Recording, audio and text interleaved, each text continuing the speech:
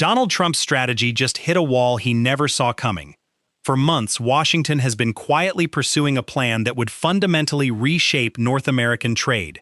The idea was simple and dangerous for Canada. Separate Mexico from Canada. Negotiate bilateral deals with each country individually. Divide the alliance. Pick off each partner one at a time from a position of overwhelming American leverage. It is the same divide-and-conquer approach Trump has used against NATO allies, against trade partners, against every coalition he has wanted to weaken. And this week, Mexico looked at that strategy and said no, not we prefer the trilateral arrangement, not we would rather discuss this together. A flat, direct no.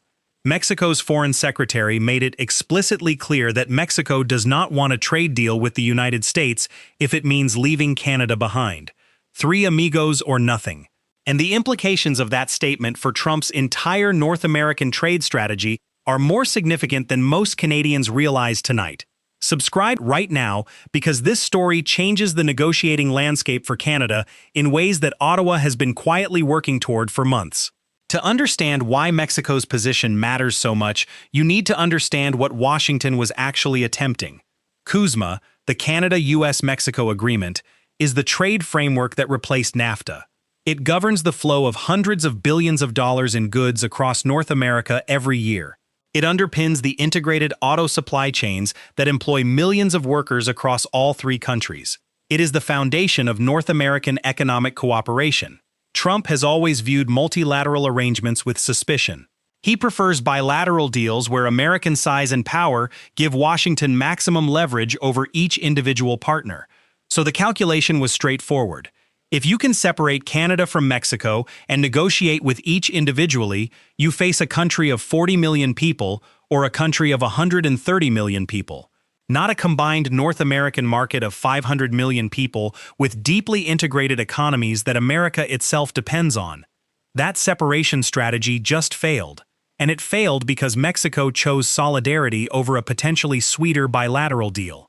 I think it's very significant. I think there was always a very strong understanding that it is a trilateral arrangement. This is a North American free trade arrangement that actually has worked well since the outset. I'm actually delighted that the Secretary of Foreign Affairs, Alvarez, made that very clear. I know that a number of months ago, the thought was maybe Canada should be looking at its own trade deal or bilateral if there would be issues with Mexico. This really is, I go back to using a statement here, three amigos. We're three countries working together, looking at the North American environment, the envy of the rest of the world in terms of the kind of trade activity that goes on, the way we make things together, the way we cooperate together. And it simply would not be the same if we weren't three countries working in this deal. I believe that Dominic Barton, who is actually leading this as well, feels the same way. And I think it's an important message, actually, to the White House that we either work together or we don't. And I think it's extremely important to the benefit of the United States that they recognize the value of us working together. The envy of the rest of the world. That is how an independent trade lawyer, not a politician, not a Carney spokesperson, describes the North American trading arrangement Trump has spent 2 years trying to weaponize against its own members. And the phrase that matters most in that analysis is the one that cuts straight to the heart of Trump's leverage problem. We either work together or we don't. Mexico just delivered that message to the White House. And it fundamentally changes the math of every trade conversation happening between Washington and its North American partners right now. Because here is what Trump was banking on. Canada eventually running out of patience and capacity to absorb economic pressure. Canadian businesses demanding their government make a deal. Canadian public opinion fracturing under the weight of prolonged uncertainty. But that calculation assumed Canada was negotiating alone. A country of 40 million people against the most powerful economy on Earth. Mexico just changed the equation. Canada and Mexico together represent a combined market of 170 million people, a combined manufacturing base that American industry depends on for auto parts, agricultural products, and supply chain components that cannot be quickly or cheaply replaced. That is not a weak negotiating position. That is leverage. And Mexico just handed Canada more of it by refusing to be separated, and the trade specialist made another point that deserves serious attention from every Canadian who works in manufacturing. The automotive sector is the clearest example of why the trilateral arrangement is not just diplomatically preferable, but economically essential. A single car assembled in a North American factory crosses the US-Canada or US-Mexico border an average of 8 times during production. Parts manufactured in Ontario are installed in Michigan. Components from Mexico are finished in Ontario. Engines built in the United States power vehicles assembled in all 3 countries. That integration is not an accident. It was built deliberately over 30 years because it makes every partner more competitive globally. It reduces costs. It creates jobs. It produces vehicles that American, Canadian, and Mexican consumers can afford. Breaking that trilateral arrangement to give Trump a bilateral win does not just hurt Canada or Mexico. It ultimately hurts American auto workers and American consumers too, and Mexico appears to understand that the integrated model serves everyone better than the divided one. When you look at the automotive sector, how it applies here in Canada, that's quite different than it might be in the US. But the fact of the matter is that where those differences lie, they're specific. And I think that there are issues. I think that, if I'm not mistaken, Greer Jameson had indicated that there is a significant trade deficit the United States has with Mexico. And they are addressing that. But let them address it the way they need to. And we do have a slight trade deficit in the sense the United States as they look at Canada, but that has a lot to do really with energy and not much more than that. So my view is that we need to stick together. I think that it's valuable for us to do so, and in other areas, we certainly demonstrate the value of how that comes to be. Stick together. That is a trade lawyer's assessment, not a politician's rallying cry, not a diplomatic talking point designed for press conferences. A government affairs specialist who works with businesses navigating cross-border trade every day, saying the trilateral arrangement serves everyone and the 3 partners should maintain it together.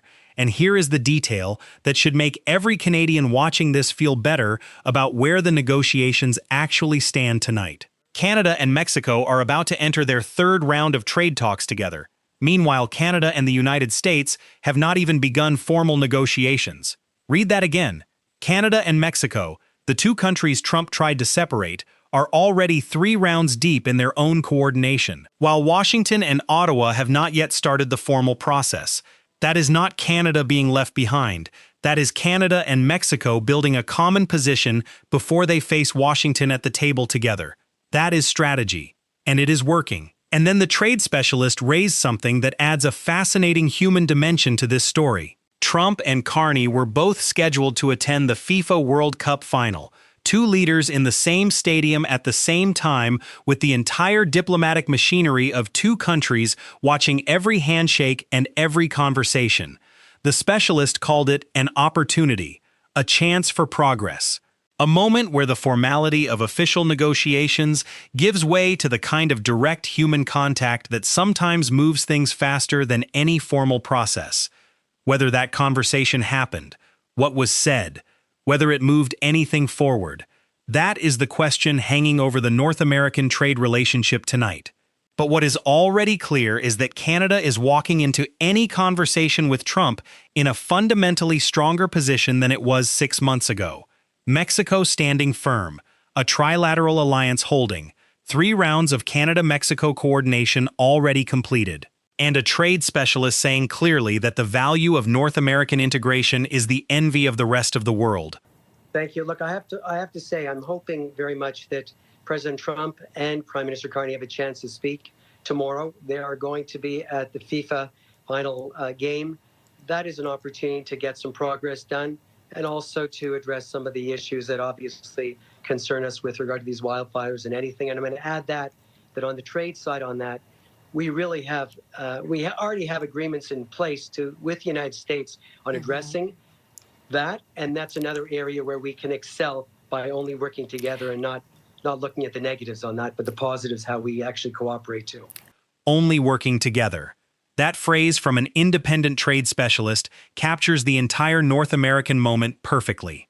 Trump built his trade strategy around separation, around isolation, around the belief that dividing allies and negotiating with each one individually would produce better outcomes for America than maintaining the integrated partnerships that made North America the most successful trading bloc in modern history.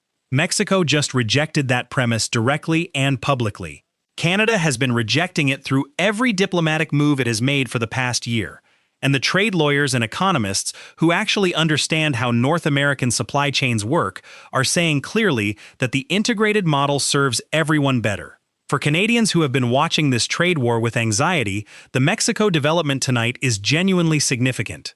Because it means Canada is not negotiating alone. It means the trilateral alliance that protects Canadian workers and Canadian industries is holding. And it means the divide and conquer strategy that was supposed to leave Ottawa isolated has instead left Washington facing a unified North American front. Three amigos. That is what the trade specialist called it. That is what Mexico chose to protect. And that is what Canada has been fighting to maintain through every tariff threat and every social media post and every pressure campaign Washington has thrown at it. The strategy of separation failed tonight, and Canada is stronger for it. Subscribe to Canada Point for honest, deep analysis of the trade battles shaping Canada's economic future. Turn on notifications and we will see you in the next one.